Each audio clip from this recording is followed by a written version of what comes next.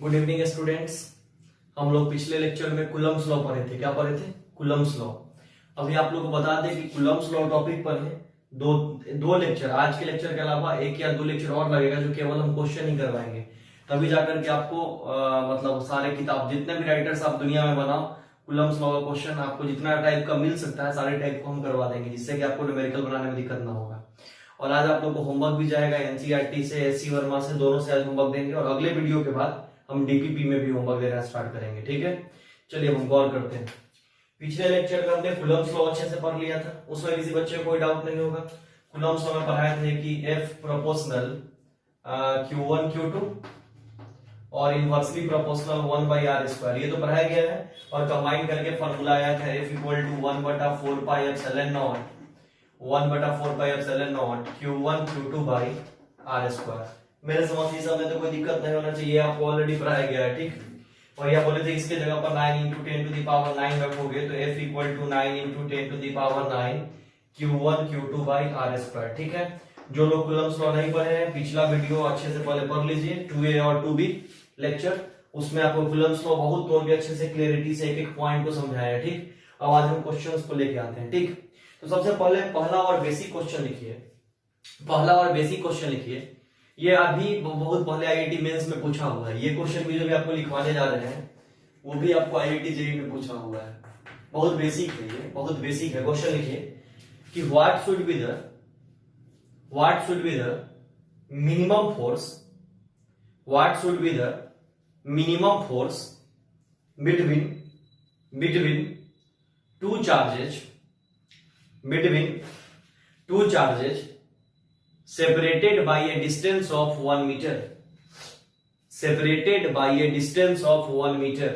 फिर से बोल रहे हैं, what should be the minimum force between two charges separated by a distance of 1 meter। ठीक है, चलिए बनाइए।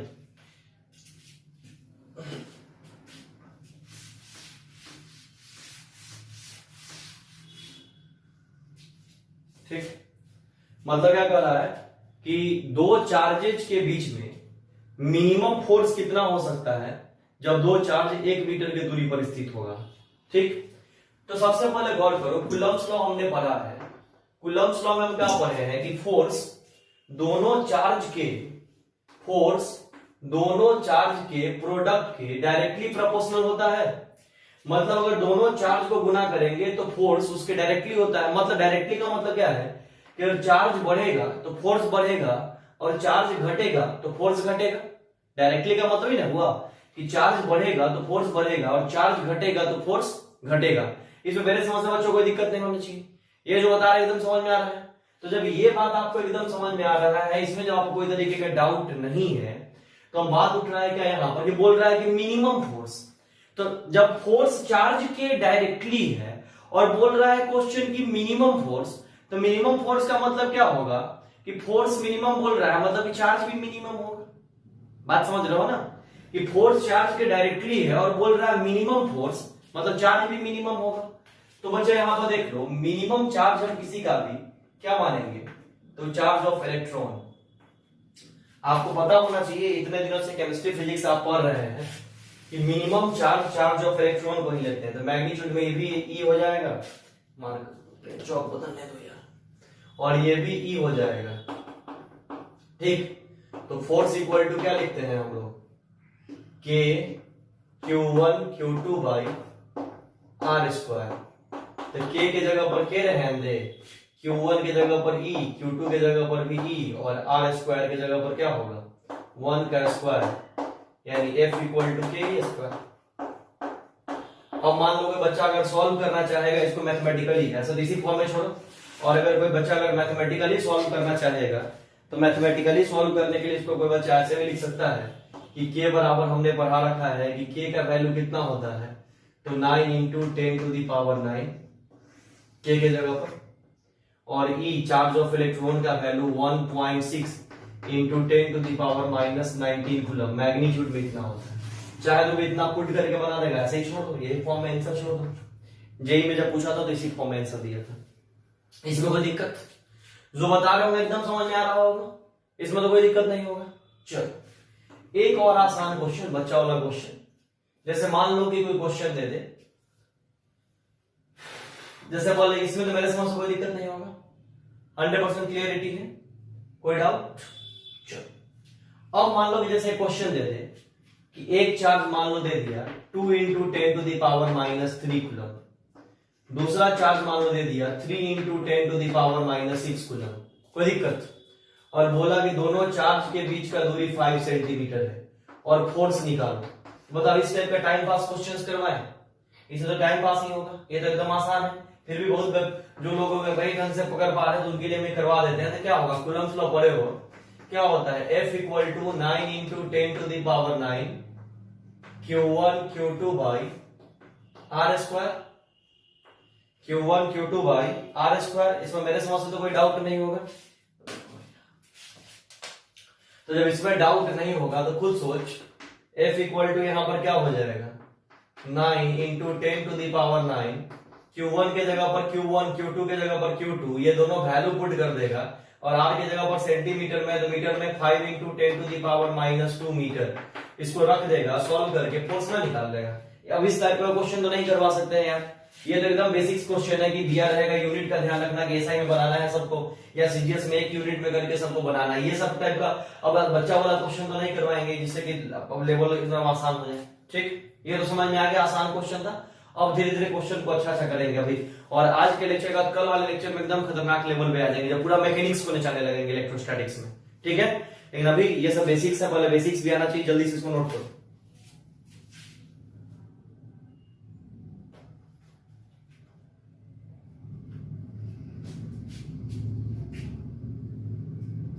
चलो स्क्रीन पॉज करके तुम्हारा लिख लिए होगे, अगला क्वेश्चन बनाते हैं।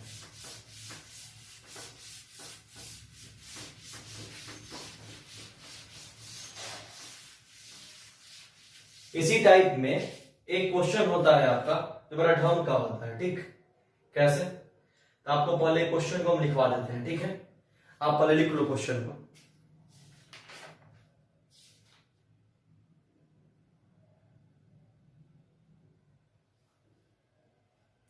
एक क्वेश्चन जैसे दे देता है कि कोई दो चार्ज दे देगा, कोई दिक्कत, जैसे मान लीजिए क्वेश्चन देख लीजिए क्या है डाटा के लिए।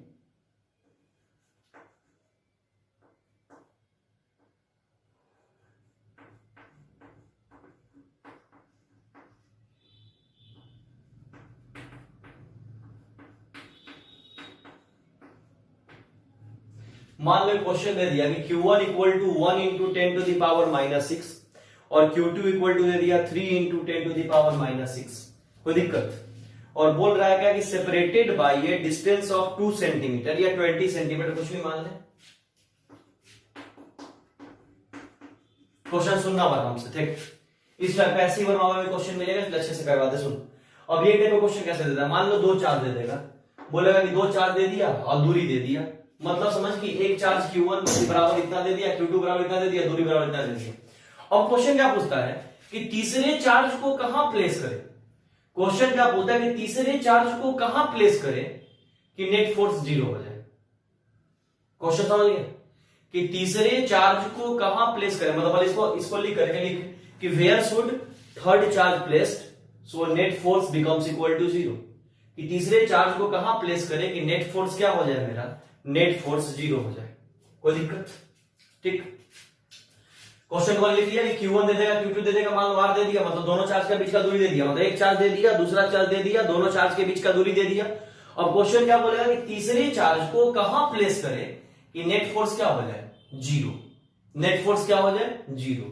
तो इसलिए थोड़ा सा दिमाग लगाएंगे, पर इसको अच्छे से देख लो। तो देखो इसका हम कॉन्सेप्ट देते हैं, सुनना कि जब भी इस टाइप का क्वेश्चन मिले, ये सब थोड़ा अच्छा क्वेश्चन है, मिलेगा ढंग से, ध्यान से देखना।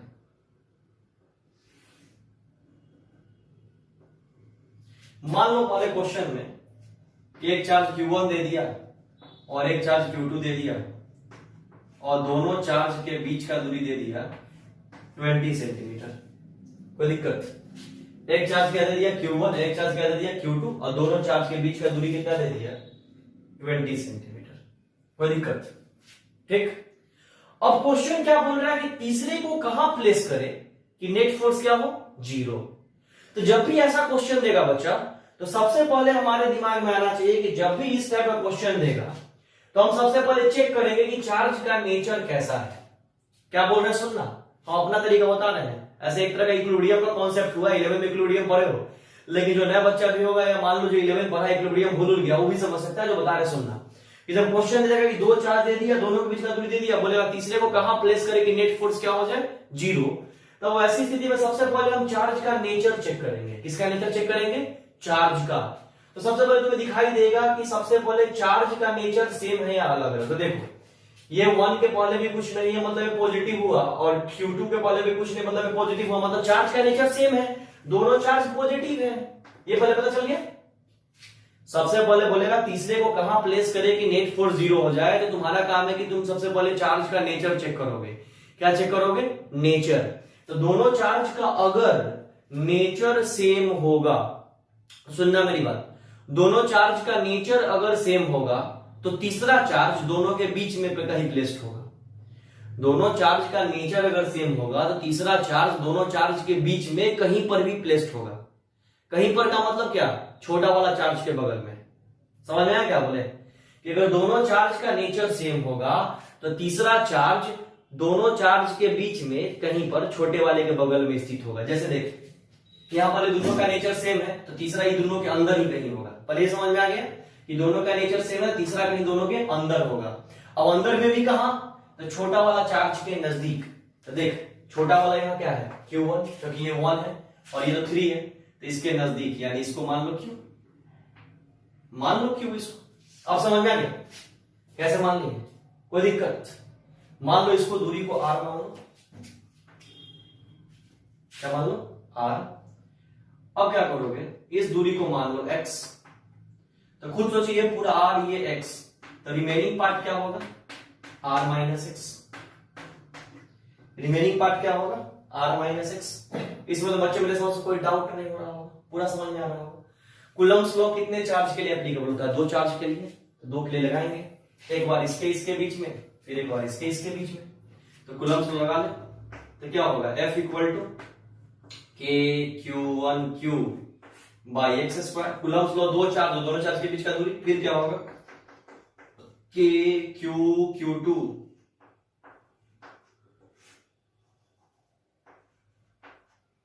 और बीच का दूरी क्या होगा, R माइनस एक्स का होल स्क्वायर। कोई डाउट। अब दोनों का लेफ्ट इक्वल है तो राइट भी इक्वल कर देंगे, तो क्या हो जाएगा, देखो KQ1Q by x square equal to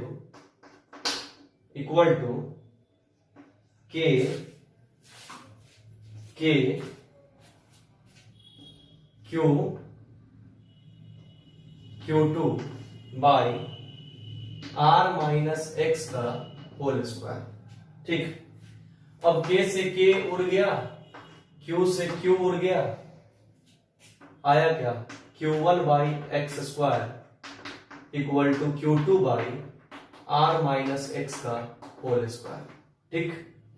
इसमें तो बच्चों मेरे समझ से कहीं कोई डाउट आप लोग को नहीं हो रहा हो, जो बताया कि तुम अच्छे से पहले तो पहले देख लो, मेरे समझ से इसमें कोई दिक्कत नहीं होना चाहिए, पूरा समझ में आना चाहिए, तो हम आगे बात करें। अब खुद सोचो Q1 की जगह पर कितना पुट कर दोगे, 1 into 10 to the power minus 6 by x square.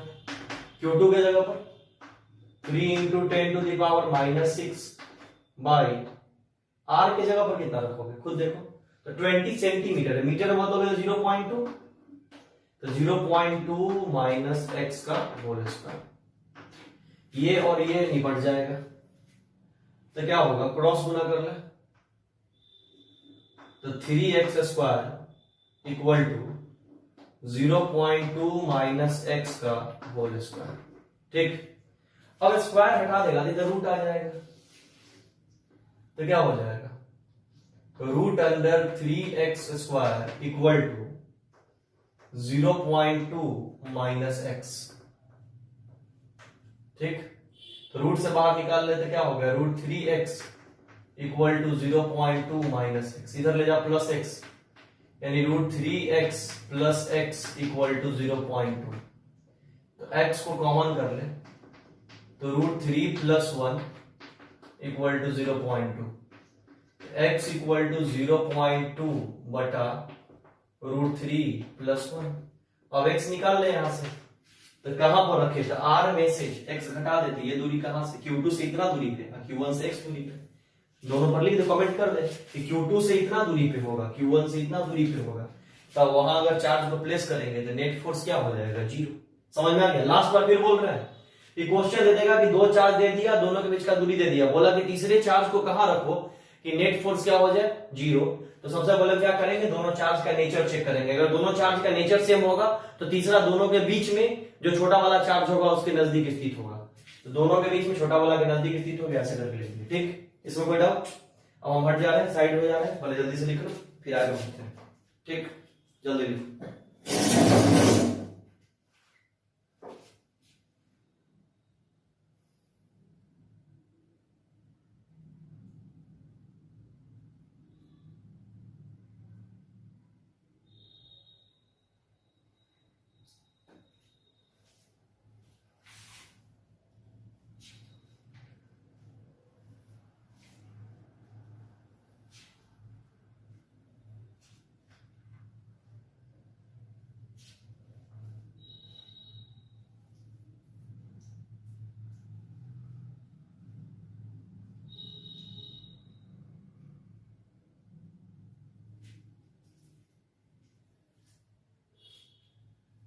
चलो अब इसको स्क्रीन पॉज करके तुम्हारा लिखते रहना, हम बैठाते हैं।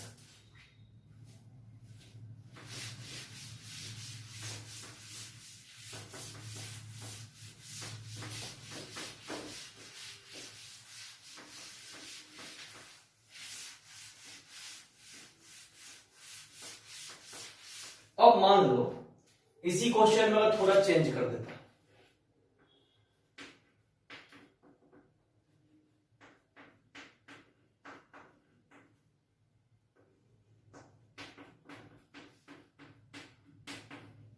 मान लो ऐसे था ना 1 × 10⁻⁻6 2 × 10⁻�6, कोई दिक्कत, बोल देता कि इस बार मान ले कि कोई एक निगेटिव है, मान ले जैसे यही निगेटिव है, दे देता, कोई दिक्कत, या मान ले बोल देता कि इस बार ये दोनों में एक निगेटिव है एक पॉजिटिव है, और दूरी फिर दे देता दोनों के बीच का 20 सेंटीमीटर, कोई दिक्कत, या मान ले दे देता क्या कि यही निगेटिव है और ये पॉजिटिव, कोई दिक्कत, और दूरी दे देता कितना सेंटीमीटर, 20 सेंटीमीटर, कोई दिक्कत, और बोलता कि तीसरे चार्ज को कहां प्लेस करो कि F नेट क्या हो जाए, 0।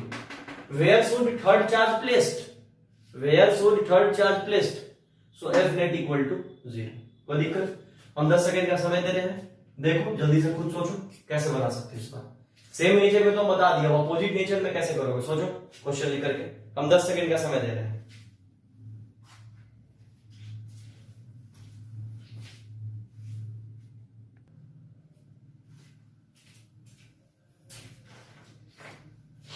चलो 10 सेकंड का समय दे दिया। अब गौर करो, जब भी ऐसा क्वेश्चन दे मतलब डायग्राम बना लो, मान लो Q1 दे दिया, Q2 दे दिया, ठीक, और दोनों चार्ज के बीच का दूरी दे दिया।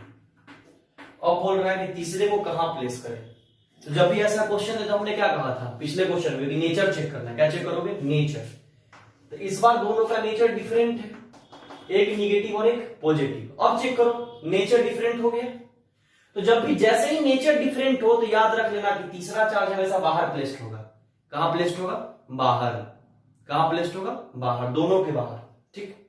उसमें भी कहा तो छोटे वाले चार्ज के नजदीक, ये छोटा वाला है निगेटिव में, इसके नजदीक, यानी इस बार क्यू यहां प्लेस्ड होगा, और ये दूरी हो जाएगा x। नहीं आया, अरे यार है ना समझ में। जब सेम नेचर हो तो बीच में छोटे वाले के नजदीक, और अलग अलग नेचर हो तो बाहर छोटे वाले के नजदीक। अब आराम से बना दो।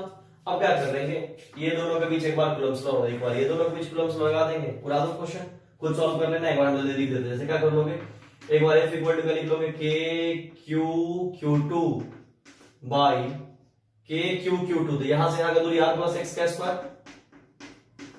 और एक बार क्या कर लोगे F equal to KQ Q1 by x square.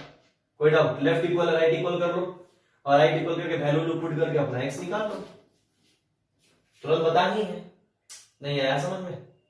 अब तो ये टाइप एकदम, ये वैरायटी एकदम क्लियर कि दो चार्ज देके तीसरा पूछेगा कि तीसरे को कहां रखे कि नेट फोर्स 0 हो, तो हम चार्ज का नेचर चेक करेंगे। अगर नेचर सेम तो दोनों के बीच में, छोटे वाले के नजदीक, और नेचर डिफरेंट तो बाहर, छोटे वाले के नजदीक।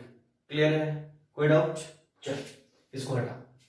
अब मान ले कि इस पे थोड़ा सा घुमा हुआ इसी सब वैरायटी पे क्वेश्चन दे लेते हैं, उसके बाद आगे बढ़ेंगे। इसमें तो मेरे समझ से कोई डाउट नहीं होगा, ये बात 100% क्लियर होगा। ठीक,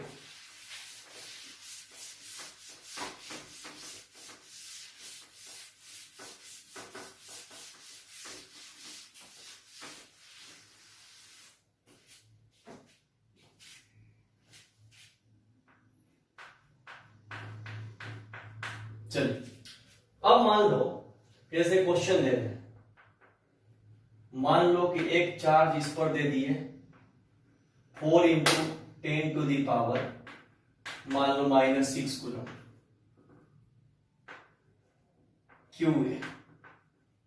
क्यूबी भी दे दिए 4 into 10 to the power -6 coulomb. ठीक, और दोनों के बीच का दूरी है 50 सेंटीमीटर। ठीक, सुनते रहना अच्छे से। चौक कहाँ गया यार, व्हाइट वाला बड़ा वाला चौक। मान लो इसी सबसे लिखना है यहाँ। चलो मान लो दे दिया क्यूए इक्वल टू इतना कूलम, क्यूबी इक्वल टू इतना कूलम, और आर इक्वल टू दे दिया बच्चा 50 सेंटीमीटर। कोई दिक्कत? अब क्या बोल रहा है, क्वेश्चन को समझना।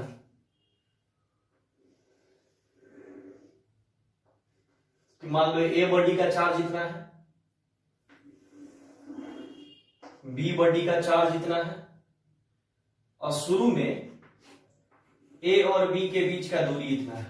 गौर से देखिए, ए बॉडी पे चार्ज इतना है, बी बॉडी पे चार्ज इतना है, और ए और बी के बीच का दूरी इतना है 50 सेंटीमीटर, तो Q1 Q2 दूरी। ठीक, कोई डाउट? अब क्या किया गया कि दोनों बॉडी के बीच में, क्वेश्चन समझ ले पहले। अब क्या किया कि दोनों बॉडी के बीच में एक न्यूट्रल बॉडी को लिया गया। दोनों बॉडी के बीच में किसको लिया गया? न्यूट्रल बॉडी को। ये न्यूट्रल है, ये C है और ये न्यूट्रल है। मतलब इस बॉडी पे कोई चार्ज नहीं है। न्यूट्रल का मतलब इस पे जितना पॉजिटिव उतना ही निगेटिव। पहले क्वेश्चन समझ में आ रहा है कि ए पे इतना चार्ज था, बी पे इतना चार्ज था, शुरू में ए और बी के बीच का दूरी 50 सेंटीमीटर दे दिया गया। कोई दिक्कत? अब ए और बी के बीच में एक न्यूट्रल बॉडी रख दिया गया C। ए और बी के बीच में एक न्यूट्रल बॉडी रख दिया गया C। कोई दिक्कत? अब क्या बोल रहा है कि ये बॉडी C जो है वह पहले ए के कांटेक्ट में आता है। क्या बोल रहा है कि न्यूट्रल बॉडी था, बीच में रख दिया गया। अब क्वेश्चन सुनना, न्यूट्रल बॉडी रख दिया गया, क्वेश्चन क्या कर सुनना। बोल रहा है कि न्यूट्रल बॉडी C पहले ए के कांटेक्ट में आएगा। किसके कांटेक्ट में? ए के, फिर अलग हट जाएगा, फिर उसके बाद बी के कांटेक्ट में जाएगा और अलग हट जाएगा, और ए और बी अपने जगह पे फिक्स रहेगा। तो ये प्रोसेस होने के बाद ए और बी के बीच कितना इलेक्ट्रिक फोर्स आएगा, कैलकुलेट करके दिखाओ। क्वेश्चन मेरा समझ में आ गया होगा। एक बार फिर बोल देते हैं कि एक ए है, एक बी है, ए और बी के बीच का दूरी 50 सेंटीमीटर दे दिया है, बीच में एक बॉडी सी रख दिया गया जो न्यूट्रल है, वह पहले ए के कांटेक्ट में आएगा, फिर हट जाएगा, फिर वह सी के न्यूट्रल बॉडी सी जो है वह बी के कांटेक्ट में जाएगा, फिर वहां से हट जाएगा। ए और बी अभी भी अपनी जगह पर स्थित रहेगा। तो वैसी स्थिति में ए और बी के बीच कितना फोर्स फाइनली, ये प्रोसेस होने के बाद ए और बी के बीच कितना इलेक्ट्रिक फोर्स आएगा उसको कैलकुलेट करो। चलो बना, तुम स्क्रीन पॉज करो और सोचो। बहुत आसान क्वेश्चन है, टफ नहीं है, लेकिन हम बना देते हैं, टाइम पास नहीं हो। ठीक, हम बना देते हैं। देखो सबसे पहले तुम गौर करोगे कि इस क्वेश्चन को सॉल्व करने के लिए सबसे पहला और इंपॉर्टेंट कॉन्सेप्ट हम लगाएंगे कि सबसे पहले ए और सी को कांटेक्ट में लाएंगे। किसको किसको? ए और सी। तो सबसे पहले देखोगे कि ए और सी को जैसे ही कांटेक्ट में लाएंगे तो ए के जगह पर कितना है 4 into 10 to the power -6 coulomb, और सी जो है वह न्यूट्रल है। तो आपको पता है चार्ज के शेयरिंग का रूल, आपको पता है कि एक अगर अनचार्ज बॉडी है और दूसरा अगर चार्ज बॉडी है तो चार्ज का शेयरिंग तब तक होते रहता है, चार्ज का ये 9 तक ना पढ़े हुईएगा कि चार्ज का शेयरिंग, चार्ज का आदान प्रदान तब तक होते रहता है जब तक कि चार्ज दोनों पे बराबर ना हो जाए। ठीक, पक्का? तो दोनों पे बराबर, इसका मतलब क्या होगा कि ए पे charge 2 into 10 to the power minus 6 coulomb बच जाएगा, और सी पर भी कितना आ गया 2 into 10 to the power minus 6 coulomb, यानी अभी फाइनल क्यूए है। ठीक, कोई दिक्कत? अब ये सी हट के बी के कांटेक्ट में, तो जब सी ए के कांटेक्ट में गया था तब तो सी न्यूट्रल था, तो लेकिन अब तो सी पे इतना चार्ज आ गया, अब ये सी बी के कांटेक्ट में आएगा, यानी ऐसे ये सी और ये बी। अब तू देख बी पे पहले से कितना चार्ज है 4 into 10 to the power minus 6 coulomb. C पे अब कितना आ गया, ए ने आधा कर दिया 2 into 10 to the power minus 6 coulomb. Charge के शेयरिंग का रूल हम जानते हैं, अब ये दोनों भी बराबर करेगा, तो दोनों बराबर करेगा तो दोनों के चार्ज को बांटने के लिए दोनों को जोड़ के 2 से डिवाइड कर दो, क्या एवरेज? तो क्या हो जाएगा देख 2 10 टू दी पावर माइनस 6 को कॉमन कर ले तो क्या होगा 2 प्लस 4 डिवाइडेड बाई 2, तो 6 तो 3, यानी 3 into 10 to the power minus 6 coulomb. यानी इसका मतलब शेयरिंग के बाद सी पर भी चार्ज आ जाएगा 3 into 10 to the power, C पर भी चार्ज आ जाएगा 3 into 10 to the power minus 6 coulomb, और बी पर भी चार्ज आ जाएगा 3 into 10 to the power minus 6 coulomb. मतलब ये सारा प्रोसेस होने पे, ये सारा प्रोसेस होने के बाद फाइनली ए पे इतना चार्ज आएगा, अब बी पे इतना चार्ज आएगा। यानी इस पेंटिंग को ऐसे कर लेंगे तो ए पे चार्ज कितना हो गया 2 into 10 to the power minus 6, B पे फाइनल चार्ज कितना हो गया 3 into 10 to the power minus 6। और बोल क्या रहा है कि ए और बी का अपना पोजीशन अभी भी फिक्स है, यानी कि दूरी उतना ही रहेगा, तो दूरी को r मान लेंगे। अब तो आराम से बना देंगे, यानी क्या हो जाएगा 9 into 10 to the power 9 q1 q2 by R square. अब आप वैल्यू पुट कर लो, क्या होगा 9 into 10 to the power 9, Q1 के जगह पर कितना रख देंगे 2 into 10 to the power minus 6, Q2 के जगह पर 3 into 10 to the power minus 6, और आर स्क्वायर की जगह 50 सेंटीमीटर यानी मीटर में बदल लो तो 50 गुने 10 का पावर माइनस 2 मीटर का स्क्वायर, और सॉल्व करके जितना न्यूटन आना होगा उतना न्यूटन फोर्स आ जाएगा। क्वेश्चन समझ में आ गया? सिंपल क्वेश्चन था, बहुत दिमाग लगा था, कुछ टफ नहीं था।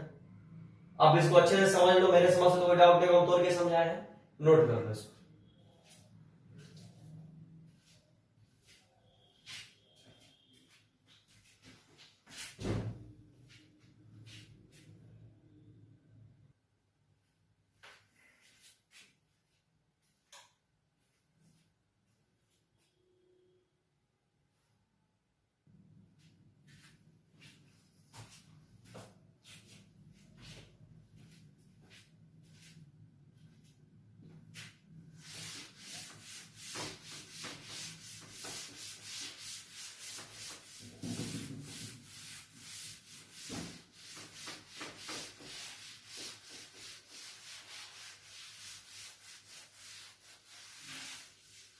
चलो अब करते क्या है, जैसे मान लो अब कुछ कुछ या टॉपिक धीरे धीरे टाइप तो बदलते चलते हैं। ठीक,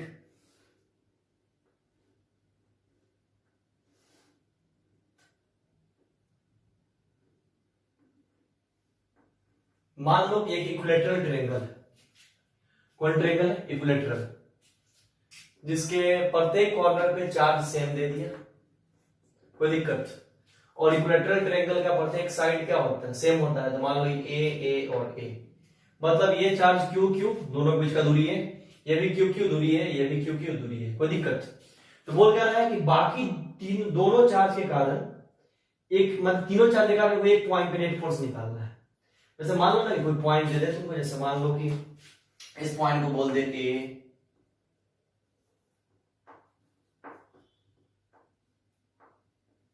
इस पॉइंट को मान लो बोल दे बी, इस पॉइंट को बोल दे सी, और हर पॉइंट पे चार्ज क्यू,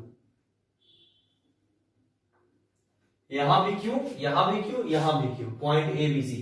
तो मान लो बोले कि ए पॉइंट पे नेट फोर्स निकालो या बी पॉइंट पे निकालो या सी पॉइंट, किसी पर भी बोलते, मान लो हम यहां बोलते कि सी पॉइंट पर नेट फोर्स निकालो, calculate net force at point C. मान लो कि अब सी पॉइंट पे नेट फोर्स निकालना है, कौन पॉइंट पे, सी पॉइंट पे, चलो निकालो, सिंपल थ्योरी है, निकालो। स्क्रीन पॉज करोगे, जो 11 पढ़े हो मेरे से स्क्रीन पॉज करोगे, सोचोगे, ठीक है, हम इसको बना देते हैं। देखो हम कुछ नहीं, सिंपली तुमको पढ़ाए थे कि एक चार्ज, जैसे मान लो हम तुमको पढ़ाए थे कि मान लो कि एक चार्ज कूलम्ब्स वाले पढ़ा रहे थे कि एक Q1 और एक Q2 है और दोनों चार्ज के बीच का दूरी r है, तब क्या बोलते थे, Q2 Q1 पे फोर्स लगाएगा तो उसका डायरेक्शन ये होता था और उस फोर्स का नाम F12 देते थे ऐसे, फिर Q1 Q2 पे लगाएगा तो F21 बोलते थे, बोलो। तो वैसा यहां पर क्या होगा, A C पे फोर्स लगाएगा, तो जब A C पे फोर्स लगा रहा होगा तो खुद सोचो, A जब C पे फोर्स लगाएगा तो उस फोर्स का डायरेक्शन कुछ ऐसे हो जाएगा और इस फोर्स का नाम दे देंगे FAC, सॉरी FC, C पर लग रहा है ना A के कारण, यानी FC। जैसे देखते हो 2 लगाता है 1 पे, F12 बोलते थे, FC पक्का। तो FCA का वैल्यू क्या हो जाएगा, K Q by A square, कोई डाउट। तो ऐसे ही जब FCA निकल जाएगा तो ऐसे अगली बात करोगे, FCA के बाद अगला डायरेक्शन की बात करोगे तो B लगाएगा C पे, तो FCB, कोई दिक्कत, गौर से देख लो, ठीक है। अभी लिखा हुआ मिटा देते हैं कि नेट फोर्स निकालना है, ठीक है। तो अच्छे से डायग्राम बनाते हैं।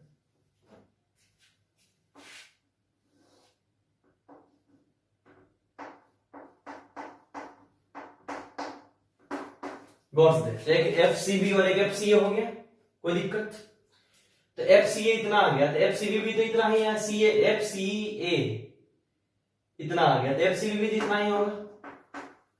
तो FCB कितना लिख लेगा, लिख ले K Q दूरी सेम है तो A स्क्वायर, यानी दोनों तो सेम ही आएगा। और इक्विलेटरल ट्रायंगल है तो इक्विलेटरल ट्रायंगल का प्रत्येक एंगल कितना डिग्री होता है, 60, जैसे ये भी 60, जैसे ये भी 60, कोई डाउट। मान लो ये 60, ये 60, ये 60, कोई डाउट। तो जब ये 60 तो खुद सोच ये भी कितना 60